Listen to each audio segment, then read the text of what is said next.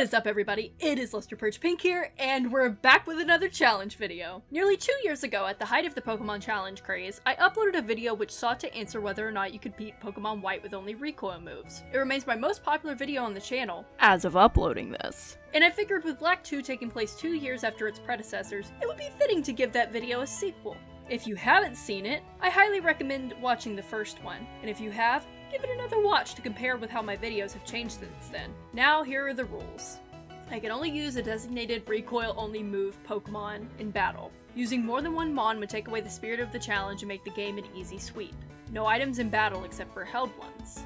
No using pickup. This is a long-standing rule for my channel in regards to single Pokemon runs, and I still stand by it. That's pretty much it. Now, without further ado, on to the challenge.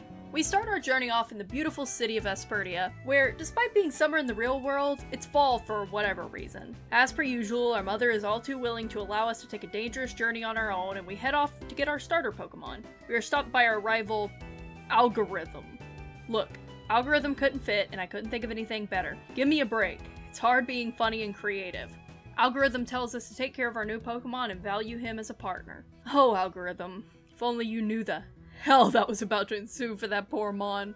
We head to the lookout of Vespertia City, and my goodness, I still love the views Gen 5 provides. No, I'm not gonna go on Gen 5 worship rants like I did in my last video, but I will say, these games are still visually impressive in comparison to some other games. Anyway, Bianca is there waiting for us. She offers us our starter choices, but there's only one for me, and you longtime viewers of the channel will know exactly who he is. Oh god, no, why would you revise me? I thought we were done. I will make you suffer. Nice to see you too, Tabasco. Welcome back to the channel. I've missed you dearly. I will eat your liver and send your family the leftovers. Now, we can't use this Tepig as generated by the game. With a little help from PK Hex, I am able to insert 4 recoil moves into Tabasco's moveset: Wild Charge, Takedown, Head Smash, and Flare Blitz. Besides that, I didn't really change anything else about the Tepig. It surprisingly had an adamant nature, which is exactly what I needed for this challenge, and I didn't mess around with the IVs at all either. Plus, I let it keep its Blaze ability rather than giving it thick fat for the Reckless ability down the line, as I felt Reckless would cheapen things. And luckily, I'm a bit more savvy with PK Hex than I was 2 years ago, so we don't have to worry about Tabasco getting disobedient, as the original trainer matches my own. With all that said and done, it's time for the first fight with Algorithm. Well, in the game anyway. It's easy with Wild Charge being great coverage for water types. Now look, this may give off the false impression that this challenge is simple, but I tell you, certain fights can get very annoying with the limitations we have. Skipping over all the tutorial stuff, we're finally able to head out for our adventure. We're stopped by this weirdo with orange hair, who I totally didn't neglect to fight at the end of the previous video. And he tells us Algorithm was headed for Flucassy Ranch. Don't even try to correct my pronunciation on that one because I basically just accepted at this point I cannot read the names of things in Pokemon games. The trainer battles along the way are no issue, though it is kind of irritating to have to run back to town to heal, but overall it's smooth sailing. A funny thing to note about the Pokemon Center though, for some reason my, totally legitimate DS had my birth date set for the date this was filmed, so Nurse Joy asks if it's my birthday every time I go for a heal. I did this entire run in one sitting, so she asks that every single time throughout this entire run. I don't know why they programmed it that way that she has to ask you each time, but whatever. After reaching the ranch, we have another fight with Algorithm. Again, it's no issue with Wild Charge, even when our health was already chipped from fights along the way. Luckily for me, the farmer's wife allows us to heal as many times as we want up until we find the missing Herdier, so clearing out the farmer's trainers is easy and garners some free experience. We find the lost Herdier, gain a useless TM, and head back to Alder. He has us battle 2 kids as a type coverage tutorial, and honestly, it's nothing worth mentioning since I cover both grass and water. Don't worry, Alder. Hop made sure I knew my type advantages. Before we can progress any further, we have to backtrack to face Charon. It's funny how long Game Freak wanted to keep us in this new area to stretch out gameplay time, because this is one of the many instances where you're sent running around the starter section of the game. Charon's gym is simple enough: defeat 2 trainers and then face him. Neither of the gym trainers are too hard, with Tabasco being level 12 and knowing, well, extremely powerful moves that eviscerate most things in their path. I only had to go back to heal after dealing with both of them, and then it was a straight shot to Charon. Charon is much the same. 2 Flare Blitzes and its Pokemon are burned down to ash. With that, the basic badge is ours, and we're ready to move on to Verbank. Burbank is a dingy little port town, home to gym leader Roxy and her unnamed sailor father, who has aspirations to become a movie star. Yeah, bud, we've heard this story 1,000 times. Don't make me go through unnecessary drama to prove to you that your dreams will never come true. And of course that's what he's gonna make me do. But first, let's take out his manic pixie dream girl daughter who copes with her daddy issues by jamming on the electric guitar. Her gym trainers are mostly simple, but Roughneck Nikki does give me some trouble. See, he has a Coughing and a Grimer, both good Pokemon in early game with their decent defense. Tabasco's strength lies in Oko's, but when that doesn't happen, it spells trouble. He's able to take out Grimer in 2 hits, but not until after getting his Flare Blitz disabled. This is troublesome because it takes away our only stab move, and Coughing is next. I have to resort to Wild Charge, which takes 3 hits. By the time the Coughing goes down, Tabasco is dangerously low on health, and had the thing not decided to poison gas and went for another insurance instead, we would have been SOL. Luckily for me though, we win, and Tabasco evolves, powering us up sufficiently for Roxy. I did have a feeling though that we might need an Oranberry just in case, and with Alder giving us a few earlier on, it was nothing to worry for. I put one on Tabasco and we're ready for Roxy. Roxy was surprisingly not an issue. I thought she'd take more than one try, but nope. Her Coughing went down in 2 Flare Blitzes, and that Whirlipede stood no chance of living a single one. I was in the red when I won the fight, so I'm glad I had the foresight about the Oranberry. Without much trouble, the Toxic Badge is ours. Now for one of the most unnecessary pit stops in the game. We have to attend Roxy's father's movie premiere to watch his dreams fall to pieces. Not gonna lie, it's kinda hard to watch an old man be cringy, but even harder to see him be so utterly rejected to the point he gives up his ambitions and returns to being a sailor. What a message for the kids, Game Freak. Give up on your dreams and conform. And of course, since this is what I totally play Pokemon for, I have to make a movie of my own. Nothing to say here other than I actually had to make it twice because I forgot if you don't screen it immediately afterward, you gotta do it again. How irritating and unnecessary. After being forced to become a movie star, we harassed some plasma grunts, and then we're on to the Big Apple. Not New York, but kind of New York, I think? Unova is based off the US, so I guess Castilia is kind of New York? Anyway, before we can beat up Berg, we've got to go into the sewers to check for suspicious activity. Luckily for me, there's a useful item that's surprisingly early in the game located here, and that is the Leftovers. Leftovers makes this challenge a lot more bearable, so scooping it up is heaps of help. Though, what it cannot help is me getting through the sewers, because I get so lost in this place, even if the place we need to go is very close to the entrance. And then, we meet him. That man. The Internet Explorer looking thing. Colress. I knew from the moment I saw him that he was going to be an issue. That, much like the browser his aesthetic reminds me of, was going to slow me way down. But for now, we don't have to bother with him, and we're able to head to get our 3rd badge. You'd think this gym, being a bug gym in a generation where there was a line of grass bug mons introduced, would be a quick sweep. And in that regard, you're half right? I actually wiped out once because of the sheer amount of trainers in the gym, though that was due to my own negligence of Tabasco's health, but nothing could prepare me for the sheer humiliation that came when it was time to fight Berg. I lost. I actually lost a fight against a bug-type gym leader with a Pig Knight on my side, a Pig Knight that knows Flare Blitz, no less. What even happened here? So basically, Berg's Gym is the first time we encounter the biggest issue of these recoil challenges, Sturdy. Sturdy is an ability that ensures the Pokemon that has it cannot be OHKO'd, and Gen 5 is the generation where the definition of this expanded from OHKO moves like Fissure to any moves capable of OHKOing the Pokemon. It always ensures the Pokemon lives with 1 hit point. The Sewaddle is obviously no issue, but the Dwebble is where the problem comes in. It can live a Flare Blitz while getting an attack in, then Berg goes to heal it. At this point, Tabasco's health is being whittled down. By Levany, even if it didn't outspeed, Tabasco is too weak to take it out without sacrificing himself. The solution to this? The Leftovers.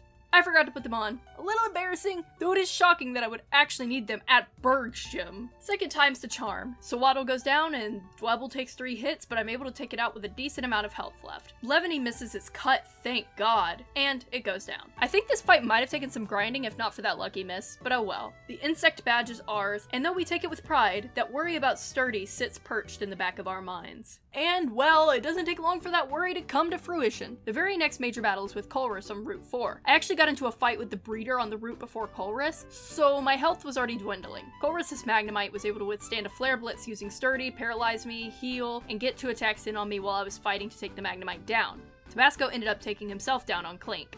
Now this is where I had to start getting a bit smarter about Sturdy. The next fight around, I opt to use Takedown instead of Flare Blitz to make sure I can take down Magnemite in 2 hits instead of 3. Why I neglected to do this during the Berg fight, I don't know.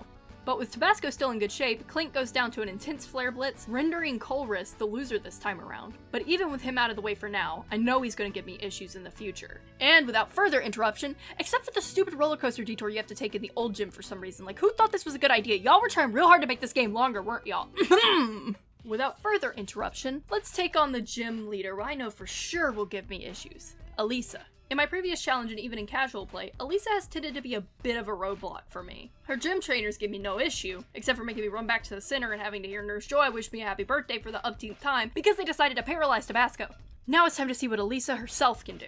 And oh boy, do she does! Her Emolga Volt switches immediately, and the Flare Blitz hits her Flaffy, which lives on 1 hit point. She heals it while Tabasco uses a takedown, paralyzes me, then uses Volt Switch, bringing Emolga back out. Even though Emolga goes down to a takedown, Tabasco unfortunately falls as well. I'm smart enough not to attempt this fight several times over at this level, because frankly, it's just a waste of our time. I simply go and grind on the sports teams in the stadium around the city and the trainers on the outskirts. At level 31, I reattempt the fight. It only goes slightly better as the Flaffy goes down in a single hit, but when the Zebstrika comes out, I can't OHKO it. I know that if I'm going to win this fight, a solid sweep is what I need, and for that, I need more horsepower.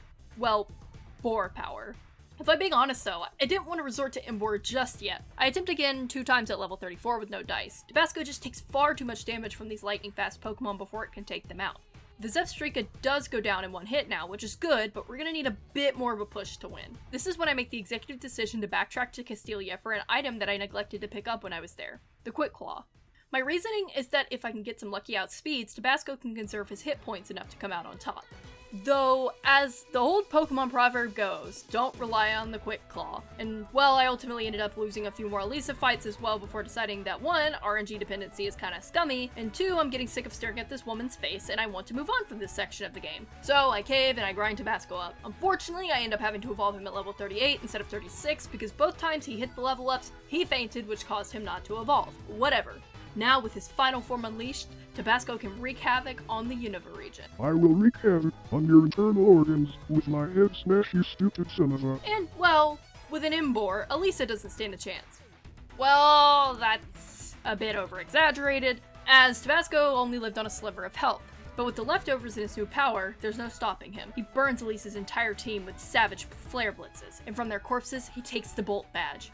I am so proud of my baby! More Team Plasma stuff happens before we can leave Nimbasa, but with a freaking over-leveled Embor with all recoil moves, none of them can touch me. Algorithm explains that his little sister's Purloin was catnapped back when the original Team Plasma was running rampant. What is with this street in Nimbasa and emotional moments? First Bianca and her father, now this? Game Freak really concentrated a lot of angst into this spot. Anyway, we can finally move on, but not before battling Heartbreaker Charles in a rotation battle. I'm actually quite happy we're required to do a rotation battle instead of a triple, because this makes it easy for Tabasco to sweep 1 at a time. And looky here! I got him 2 Gothita friends to keep him company during the fight. Are these the virgin sacrifices I was promised? Now we're on to the funky town of Driftvale. We see a lover's quarrel on the bridge into town, a true Romeo and Juliet moment, if I might say so myself. Then we battle Rude, a former sage of Team Plasma. For the most part, battles are no problem now, thanks to Tabasco being an absolute unit. We can't let our guard down, because there are much more difficult fights coming up in the future. Rude then sits us down and explains some stuff about the past of Team Plasma, and despite the leftover members being peace-loving now, Algorithm decides to explode at them. Jeez, Algorithm, why do you have to be so temperamental? No matter though, it's time to go toe-to-toe with Clay. Or is it toe to steel toe? Are those steel-toed boots? I don't know. I'm a bad southerner. Anyway, I didn't expect much from the first round. I went into this fight with the anticipation that we'd lose, and it was more to test the waters than anything. Clay's Krokorok drops our attack with Intimidate right from the get-go, so that's a bummer. Despite this though, Krokorok goes down in 1 hit, though Sandslash is a different story. It's able to live a hit and gets a Bulldoze off on us, and Clay has a chance to heal it up. We get a lucky crit on the next Flare Blitz, which defeats the Sandslash. But by the time we get to Excadrill, Tabasco is too weak to go on. It's able to finish us with a Bulldoze. At any rate, losing was anticipated and I'm fully ready to go grind. I do so on Route 6 and in Chargestone. Though, being frank, it's slim pickings with Gen 5's annoying experience scaling, so I try again after wiping all the trainers I can reach. A few more tries, and I got lucky. The Krokorok goes down to a Flare Blitz like usual, and after manipulating my way around Sandslash's ability to withstand my attacks with a takedown before going for a Flare Blitz, Excadrill comes out. It gets a hit in, but it's not enough to shake Tabasco. It goes down to a Flare Blitz, and Tabasco is still standing. At last, the Quake Badge is in our hands. I'm not even going to give the Pokemon World Tournament the time of day because 1, it's completely unnecessary to talk about, and 2, how easy it was. Colress wasn't even an issue considering how Tabasco towers above his team in levels, though, trust me, I'm not letting my guard down around him. But we're not done in Driftvale quite yet. A wild Team Plasma appears. We have to fight through 2 extremely simple double battles, neither of which give me much issue except for having to run back to the center after a single one of them. Then we're knocked out with a quickness that would put Xanax to shame while Team Plasma gets away. What was the point of that? Oh well, we'll deal with them later on. Charge Stone is nothing to write home about, and finally, we're in Miss Stroughton. I have an encounter with my least favorite Pokemon professor, but she seems to be less unbearably annoying in this game than she was in the previous one. I'll be thanking her in a hot minute though, because we hit our next roadblock soon after arriving in town. Skyla. Reminder that Imbor is part fighting type, and we're facing flying types, which have good speed, especially compared to Tabasco's measly agility. Not only that, but her Swoobat is annoying as ever with Detract. Tabasco, don't fall for it! These hoes ain't loyal! YouTube, I'm sorry for using degrading language towards women. Please don't demonetize me. I'm sorry, women. It is just a joke. I promise. I, on the other hand, am a proud misogynist. Swoobat, my darling, make me a sandwich. Shots fired! Shots fired! So, as you can tell, this fight didn't go too well. I know that grinding is the only thing that is going to make this fight possible, so let's hop to it. There's a variety of trainers on Route 7 and in Celestial Tower, so I used them to my advantage. Also, this game got me hating Juniper a little less, because when we meet up with her in the Celestial Tower, she gives us a lucky egg, which increases the amount of experience we get from fights. So thanks, Juniper! Still my least favorite professor, though! We scaled the Celestial Tower while training, and you know, it's been a long time since we paid tribute to the souls of the Pokemon who lie here. It's only customary that we ring the bell, which, according to legends, resonates with the sound of your soul. Let's give it a listen, shall we?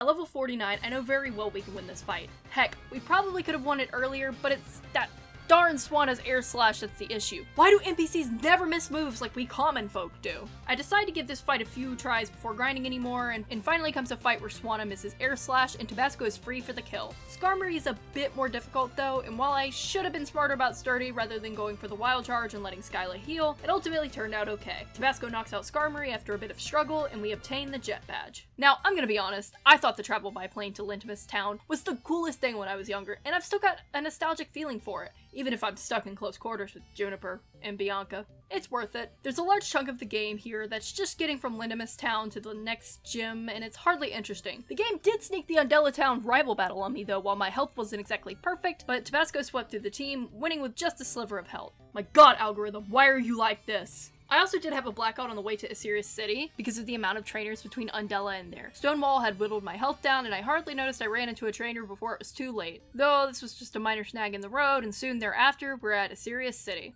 I won't lie and say I wasn't nervous about Drayden's gym. Dragon Pokemon are powerful, and they resist 2 of my 4 moves. Takedown isn't the most powerful move, and while Head Smash is, it also does significantly more recoil damage than the others, so I have to tread carefully with this one. On top of that, neither of them have 100% accuracy, so we got that going against us. The gym trainers, while not difficult, are already rendering me with low health, so Drayden will likely be a problem.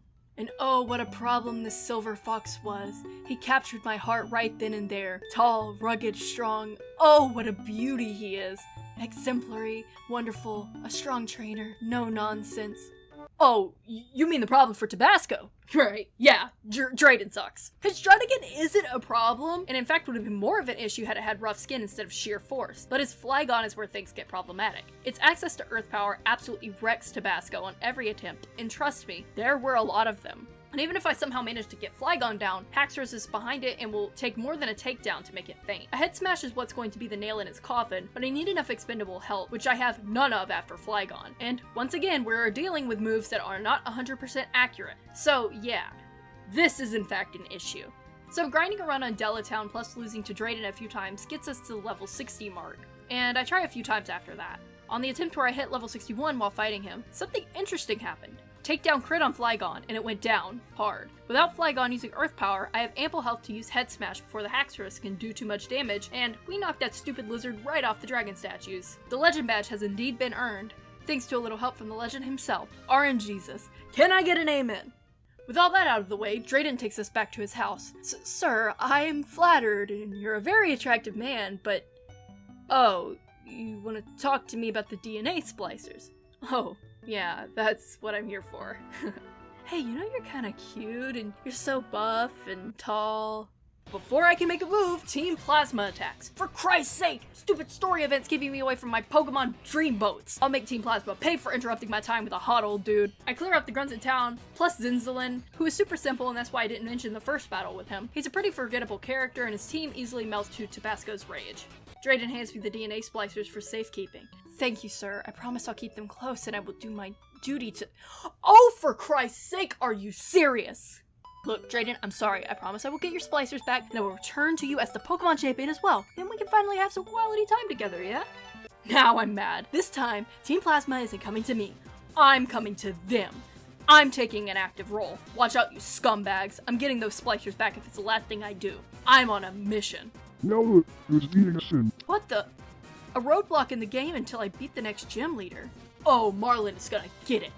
You're the only thing standing in the way between me and Team Plasma, and by God, I'm taking you down. He never saw the Fury coming. His Caracosta is sturdy, and I avoided this being an issue by takedowning first, then finishing it with Wild Charge. The rest of his team was electrocuted into submission. Give me that wave badge now. While I'd love to celebrate that being the final badge of our journey, we have no time to stop. We encounter Colress again in front of some funky legendary boy. Colress, I know you're in on it. Give me those splicers right now. No, not the stupid machine. I want the splicers. Colress, come back here! You GTA hipster NPC, get back here! Ugh! At least this machine has use for removing the Crustle who stand between me and the next part of the game. We encounter the Team Plasma ship, and Marlin, terrified of what I would do to him for holding me up, lowers the plank to the ship. Thanks, Marlin! You get to live another day! On board is an extremely uninteresting puzzle, but there's luckily a spot to heal, so I don't have to worry about backtracking all the way to a Pokemon Center. Then there's a double battle with Zinzolin, and with the combined forces of Algorithm and I, we're too powerful to handle. Wink wink, nudge nudge, YouTube! Then we're once again cast from the boat in the blink of an eye, and holy crap, how does the Shadow Triad keep doing this? You'd think by now they'd have killed us or something, but they literally have the power to knock us out like that. But nope, we live to see the plasma boat fly off into the sunset, with my dear Drayden's splicers in tow! You can't keep getting away with it! We backtrack to the giant chasm. Team Plasma tries to stop us, but to no avail. We burn through everything they send at us, Tabasco being far too powerful at this point to fall to their puny Pokemon. Well, there is one instance of a double battle I accidentally walked into with my HM slave and ended up getting blowed back in, but when I came back around with only Tabasco, it was simple as pie. Now it's time for the face-off we've all been waiting for. The one with the big baddie, the villain of this anime arc. Colress. I have been fearing him this entire playthrough, but he stands between me and those splicers, so I have to face him. I ready myself, and go, and take him head on. And, well, my worst fears come to pass. We fail miserably. This team was quite literally designed to wall us. First off, there are two Pokemon with Sturdy, his lead, Magneton, and his follow-up, Magnezone. This already creates a problem. As I've already explained why Sturdy is so detrimental to this challenge. Not only that, but these two Mons are addicted to paralyzing you, which puts even more limitation on Tabasco's power, rendering him slower than usual and with a possibility to not attack. Even worse, two of his Pokemon are Psychic types, which can dish out major damage to Tabasco, even taking him out at times. His whole team is 5 Pokemon in total, which is problematic for a recoil move challenge, even without these hard-hitting roadblocks. I tried this fight over and over, so many times. I tried swapping between the Quick Claw, Cherry Berry, and Leftovers to see if any of them would work. Quick Claw is too unreliable, the Cherry Berry works for one paralysis instant, but Colress likes to paralyze you again if you break out, and Leftovers just doesn't give back enough health to win this fight. I also grinded. A lot. Outside of the giant chasm, there's long stretches of grass, which is perfect for running up and down and doing Audino farming. Even so, it took a long time to grind, even with the lucky egg equipped. And every time I'd return to Colress, I'd still have no luck. There's literally over an hour of footage of me attempting this fight, over and over, with speed up. Is this it? Is this where I give up? It's difficult, but if I can just keep going, just keep grinding. I need to get past Colress. I need the splicers. Drayden, I'm sorry. Stupid human. Giving up so easily. Pathetic. I'm the one taking all the pain, and you're here complaining. Tabasco. What do you want, you cretin? I know that you suffer a lot for me. I know that you take so much damage for my sake, and that you must be in pain constantly. I'm sorry. I know I shouldn't have brought you back. I should have just gone with another challenge. What? Remember the Getsis fight? Of course you do. How could either of us forget? How could I bring you back after making you suffer through that? My god, what am I doing with my life? I'm horrible. Oh, for the love of all that is unholy. We've made it this far, and you want to quit. Are you serious? Don't get me wrong, I hate you, and I hate taking damage for this stupid challenge, but after all this time, you just want to drop it? No, absolutely not. We're almost at the end. You're not doing that to me. Giving up now will be much more painful than seeing it through. Are you saying that you love me? That you want to see this through with me until the end? Not really. I just have taken too much damage to quit now.